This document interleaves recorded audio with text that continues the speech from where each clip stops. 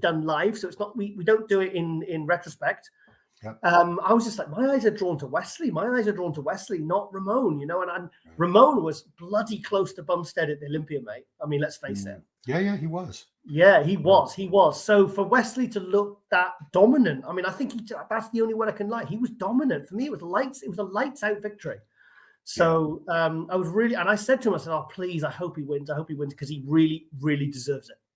Yeah, we actually, because we were getting the Ramon fans very upset. There's a couple of Brazilian guys in my gym today who were very, very upset. Let me tell you, they came up to me and we had little chats.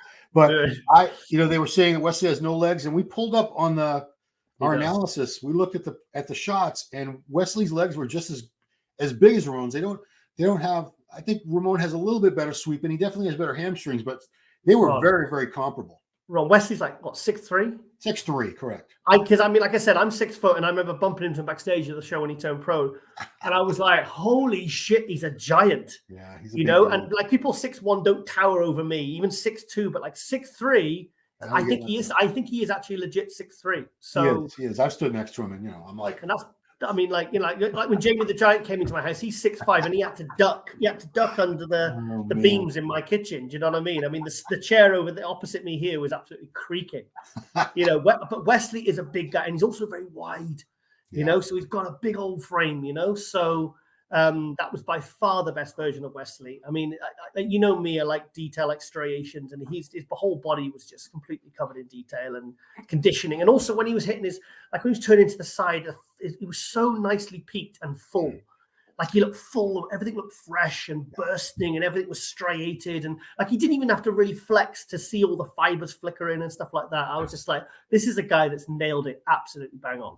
Yeah, it's funny because I heard people argue both ways. People said, well, Wesley's not really a classic guy. He's more of an open bodybuilder.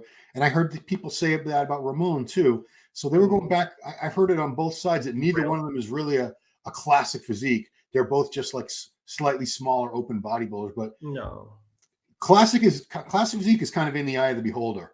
It can be whatever you want it to be. There's such a gamut of different type of physiques that are doing well. Bumstead looks different than Urs, than Ramon. Than Ruffin, Breon. They all have very different shapes, structures.